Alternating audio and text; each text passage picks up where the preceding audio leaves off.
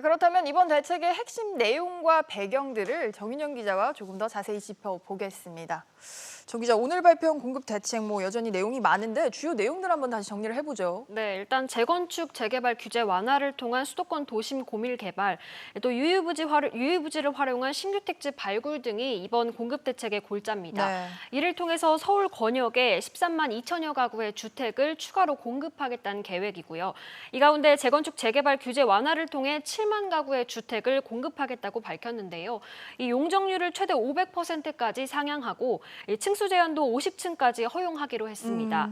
신규 택지는 그동안 계속 얘기가 나왔던 태릉 골프장 부지를 포함해서 용산 캠프킴, 정부 과천청사 일대 등 총 3만 3천호 발굴이 예상됩니다.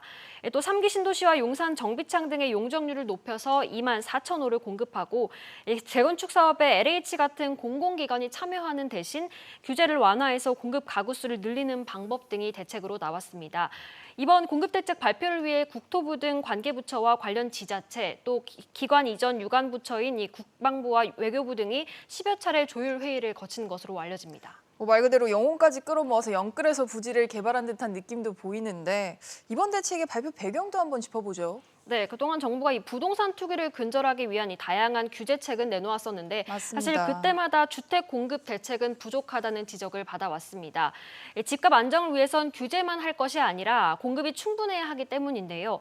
이번에 정부가 수도권의 양질의 주택을 충분히 공급하겠다는 의지를 보여준 건 실수요자들의 불안을 해소하기 위함이라고 볼 수 있습니다. 시장 예상대로는 10만 호 정도였는데 13만 호 플러스 알파라고 하면 예상보다는 더 많은 공급이 이제 발표가 된 건데 어떻습니까? 실효성이 좀 있을까요? 주택 부족을 해소할 수 있을까요? 네, 이 13만 호라는 숫자만 봤을 때는 생각보다 많은 물량이다라고 볼 수 있는데요.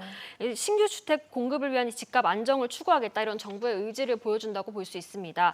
다만 재건축, 재개발 등 정비 사업의 공공성을 강화하는 것은 결국 민간 사업장의 협조가 필요하다는 것이 변수입니다. 예상만큼 민간 사업자의 호응이 크지 않다면 정부가 예상한 대로 공급이 이루어질지는 미지수라는 겁니다.